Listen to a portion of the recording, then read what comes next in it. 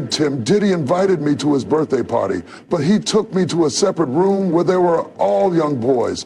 Diddy forced me to sacrifice them. He also forced me to beat Casty.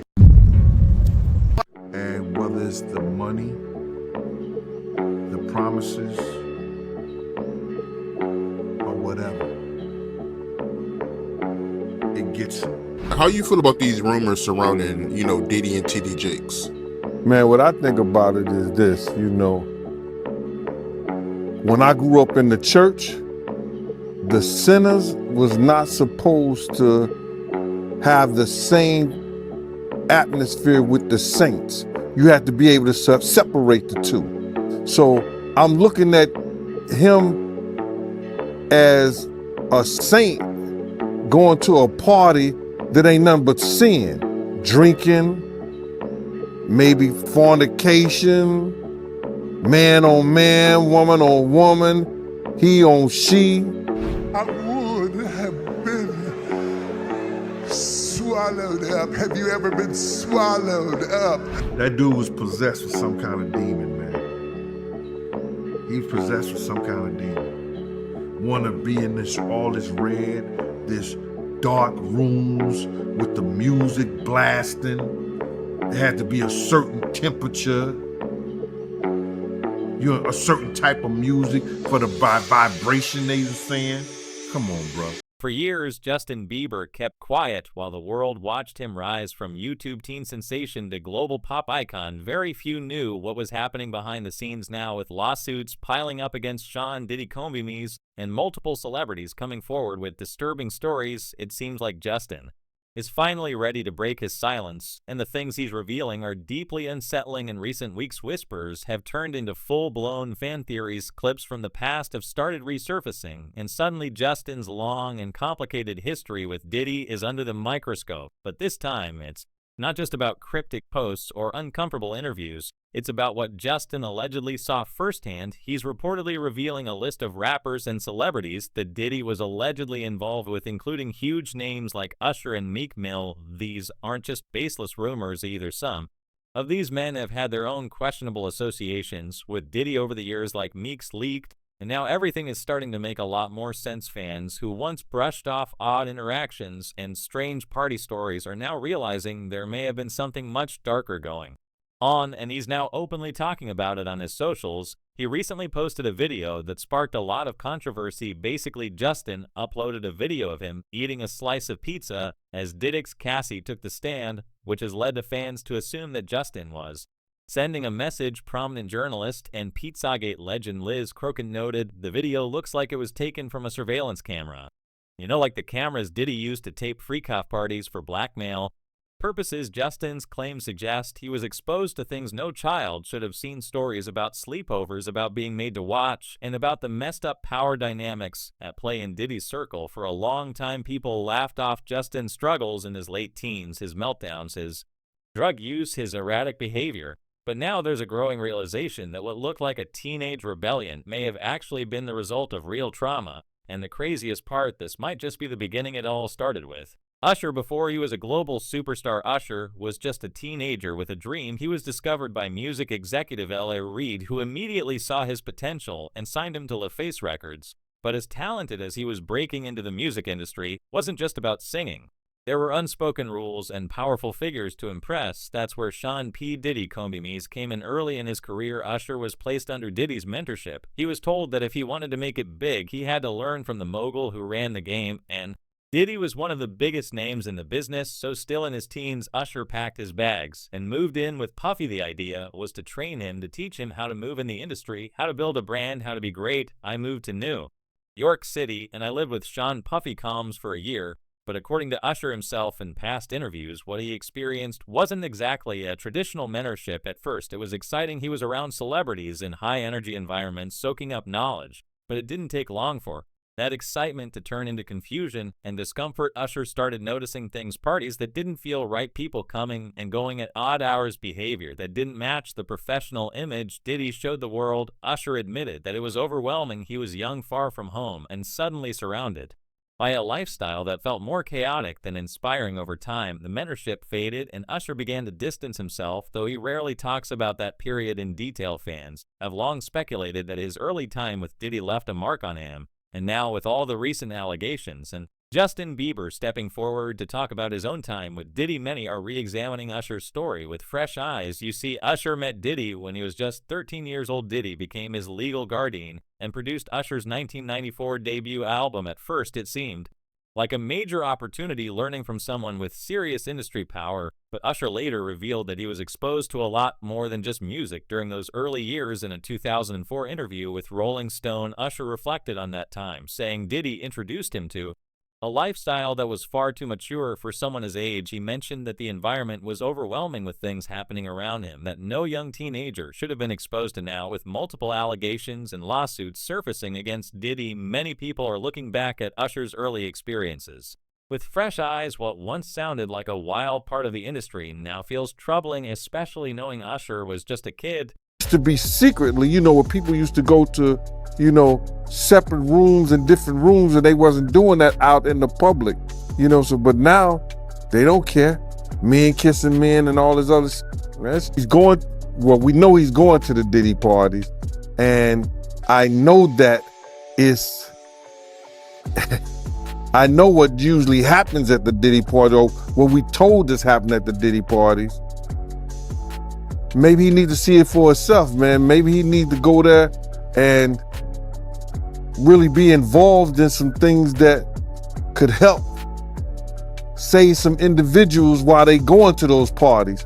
Or maybe he just going to, man, it's hard to even talk about. Why would you find a religious man, when you know that the saints supposed to separate themselves from the sinners? And why would a religious man like himself be at a party which ain't nothing but sin that's going on, bro? Whether it's drinking, maybe fornicating, maybe, like I said, men on men, women on women. It's hard to put in perspective unless he's involving himself what is actually going on at the park. During his 35th birthday celebration back in 2013, Usher opened up about his early years in the industry and the influence Sean Diddy Combs had on him as a teenager. According to reports from Daily Mail, Diddy was present at the event when Usher made a candid speech about how he was introduced to the fast-paced world of celebrity life. "I was introduced to everything by Puff Daddy when I was only 15. Usher said, recalling the kinds of parties and the lifestyle that came with being around Diddy. Despite admitting he'd had a taste of it all, he made it clear that he never let those experiences control him. He even added that he wouldn't take back the advice Diddy had given him over the years. Later, in a 2016 interview on The Howard Stern Show, Usher reflected on that same time period. He brought up Diddy's infamous Puffy Flavor Camp, a nickname for the gatherings and trips that were part of Diddy's mentorship. Usher described those parties as places where very curious things were happening, and when Stern asked whether he would ever send his own children to something like that, Usher didn't hesitate. "Hell no, I did say is that there were very curious things taking place, and I didn't necessarily understand." Looking back now in the context of the ongoing allegations surrounding Diddy, Usher's past comments feel even more important. What once seemed like wild industry stories now raise serious questions about what young artists were being exposed to behind closed doors. Usher hasn't publicly said much about Diddy in recent years, and his silence has been especially noticeable ever since the wave of lawsuits and serious allegations against the Bad Boy Records founder began flooding the headlines. While other artists have distanced themselves or subtly acknowledged the situation, Usher has kept completely quiet, not a single word. But in September 2024, fans noticed something strange. Usher had wiped every post from his ex, formerly Twitter profile, all of it gone, no explanation, no farewell note, just a completely blank timeline. When people started asking questions, Usher claimed he'd been hacked. Still, the timing felt too on the nose for some people to buy it. After all this happened, right around the time the FBI reportedly began investigating Diddy, and those in his inner circle, naturally theories started flying. Some believe Usher is staying silent out of fear that Diddy might still have influence over him, or even hold damaging information from their past. Others think the post-purge may have been a precautionary move, scrubbing anything that could potentially connect him to the deeper mess behind the scenes. Fans have pointed out that Usher was one of the few people who had a front row seat to Diddy's lifestyle from a very young age, and it's no secret that he was exposed to a lot early on. Whether he's protecting himself, others, or just doesn't want to get involved, his total silence hasn't gone unnoticed, and in a moment where everyone's watching, that silence is speaking volumes. As Justin Bieber begins to speak out about his own early experiences with Diddy, fans are connecting the dots. Usher's past comments now seem like early warnings about an environment that may have harmed more young artists than anyone realized. Now, Justin Bieber seems ready to speak out, not just about what happened to him, but about everything he witnessed growing up around some of the most powerful names in the industry. For years, people brushed off his rebellious phase as just a young star going off the rails, but now fans are starting to see it differently. Maybe it wasn't just teen angst, maybe it was trauma. Sources close to Justin say he was around near the end when Diddy's parties weren't so much wild as they were unsettling. He wasn't just being brought to events for fun, he was being shown a side of the industry no teenager should have been exposed to, and he wasn't alone. Usher was often there too, having already lived through his own years under Diddy's influence. Justin has reportedly started revealing more of what he saw behind closed doors, how things really looked when the cameras weren't rolling. He saw how Diddy operated. He saw the dynamic between Diddy and Usher, and how that relationship wasn't just about music or mentorship. There was an unspoken power imbalance, and Justin, still a kid himself, was caught right in the middle of it.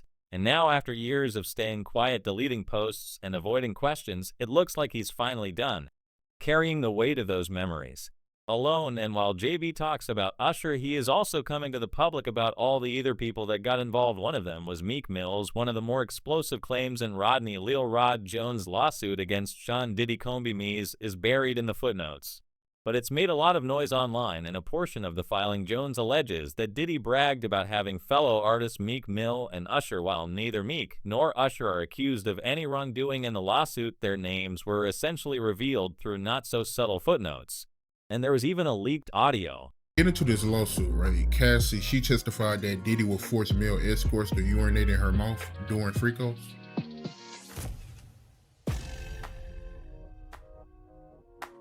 My man,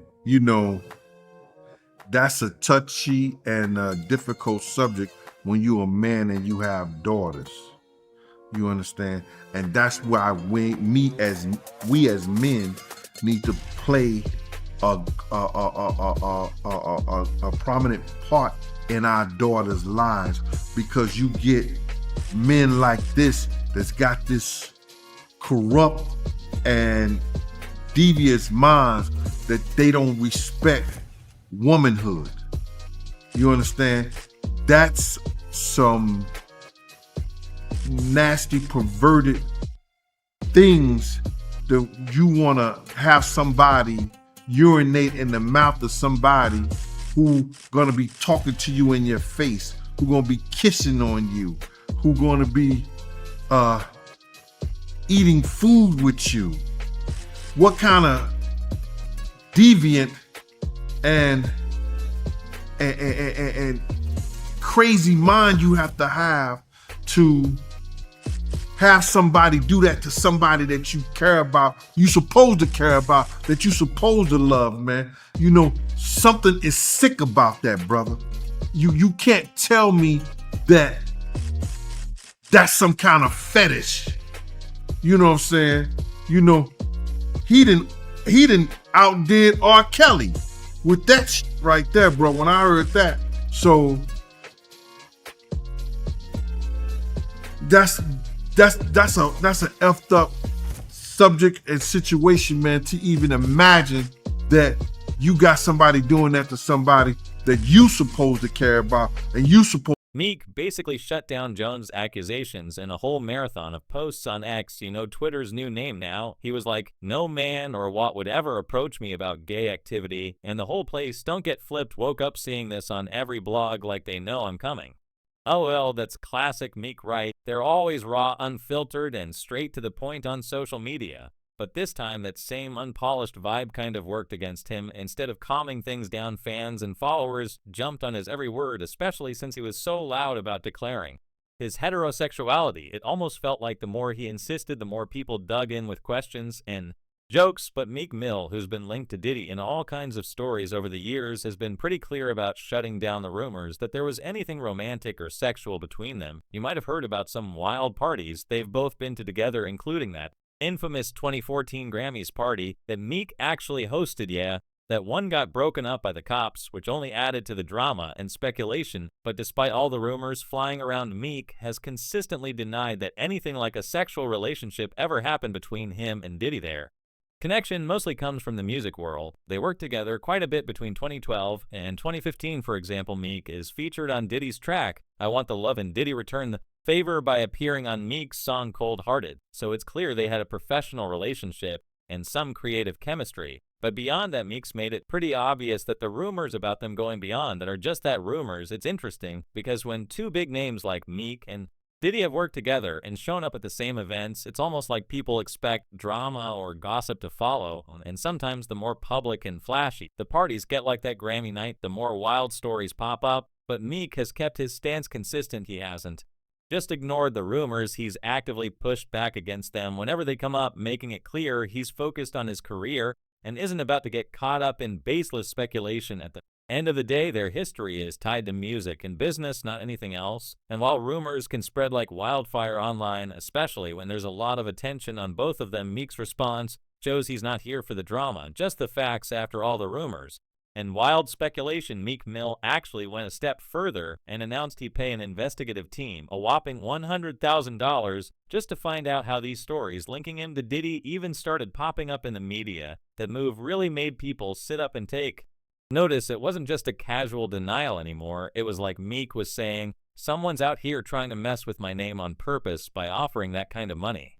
He was basically hinting at a conspiracy or some behind-the-scenes effort to smear him. What's interesting is that Meek hasn't directly responded to Diddy's own allegations or statements about him. Instead, he's kept things pretty vague but firm. Back in April, he posted on social media, "I don't believe no Diddy story," and added, "once they lied about me," making it clear he's skeptical of anything coming from that side and feels like he's been targeted with false information before. It's like he's saying, I've been through this kind of drama before, so I'm not falling for it.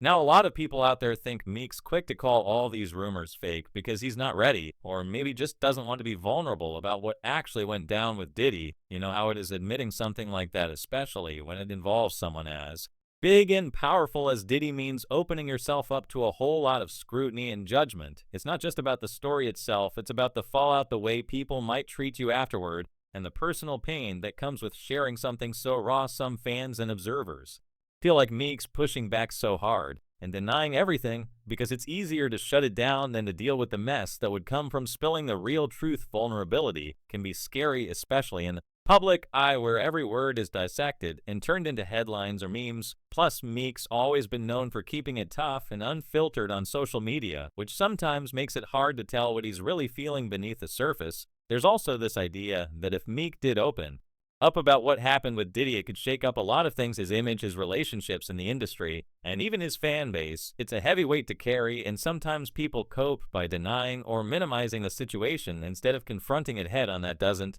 mean he's lying or playing games. It could just mean he's protecting himself in the way he knows how. And there are other stars too who apparently JB had seen with Puff. Diddy's been known for throwing some seriously wild parties over the years, and Fab definitely seemed to have seen his fair share of them. In fact, back in 2021, Fab shared funny little story on his Instagram about one time he pulled an Irish exit at one of Diddy's parties. For anyone not in the know, an Irish exit is when you sneak out without saying goodbye, usually by pretending to go to the bathroom and then just disappearing. Classic move when you want to avoid the awkwardness of leaving a party. Fab explained it pretty perfectly. You ever got peer pressured into going to the afters? You really want to go home or back to the room, but you don't want to be the turn down to the turn up. Basically, you don't want to be the buzzkill, but you're ready to call it a night. So he told Diddy he was heading to the bathroom and then just slipped out. And get this, it was 7:00 a.m. and Diddy was still going hard. Fab even admitted this end was still turned. Him and Al never been the best of friends. He had motherfuckers think that he had adopted Quincy, and he never did. Al was never out of his son's life. I knew Al way back in Mount Vernon. We used to work leather pants and 100 degrees. Motherfucker with Al. That was way back then, though, man. Al a good dude. A good dude. You know what I mean? You know what I'm saying? So if Al got something to say about that's happening to him and Puff has something to do with it, trust and believe he gonna have evidence to substantiate that Puff did that shit. Either he gave him something or sent something his way. But what was the beef between Albert Shore and Diddy? Like, why wasn't they on good terms? The nigga was dating Kim. You understand? That's his kid's mother. And they was cool. They was friends. Misa and Kim was cool. They was all in that Uptown family, Uptown Records family. How you gonna date the mother of you my man, you cool. We all be around each other. And you dating the mother of my son. Alan never go try to date Misa. A lot of people suffered, others decided to run at the first sign of trouble. On a recent episode of the Way in Miami podcast, veteran rapper Uncle Luke dropped some pretty interesting hints about just how wild Diddy's parties really are. He didn't spill all the details, but his tone said a lot like there's definitely more going on behind the scenes than most people realize. When someone on the podcast asked him why he always seemed to make an early exit, Uncle Luke kept it simple but telling. I don't know what goes on after hours, but I wasn't trying to find out. I know my place. Basically, he knew the party scene with Diddy wasn't for him and wisely chose to keep his distance. Uncle Luke also shared a story that showed just how careful he was about staying out of Diddy's inner circle. He talked about how the hit song I Wanna Rock, which he originally made famous, was sampled by French Montana for the track Pop. That featuring big names like Rick Ross, Drake, and Lil Wayne. Apparently nobody gave him a heads up about the sample. Diddy did invite Uncle Luke to appear in the music video for Pop, but Uncle Luke declined, saying it just wasn't a scene. When the interviewer asked if he at least got paid for it, Uncle Luke gave a straight up, "Nah, I ain't want no check." And when another podcast member said, "All money ain't good money," Uncle Luke nodded like he couldn't agree more. It's clear that for him, staying true to himself and his values was way more important than any quick paycheck or association with the hype, and honestly, that kind of distance probably helped him avoid the messy parts of Diddy's wild world. A few days after all the back and forth, he dropped another hint in a video suggesting that Diddy might have annoyed some big corporate players, which could be why he's now facing legal trouble. It's like he was saying, look, this isn't just about personal drama. There are bigger forces at work here. And if you follow Diddy's business moves, that theory makes a bit of sense. Back in June 2023, Diddy and Diageo, the giant alcohol company behind brands like Siak Vodka and Dion Tequila, officially ended their partnership. Things got so heated that they almost went to court in a major legal battle. Diddy actually sued Diageo, claiming they didn't hold up their end of the deal and failed to properly support their joint ventures, but DJO fired back hard, revealing some eyebrow-raising details despite pulling in close to $1 billion in profit from those brands.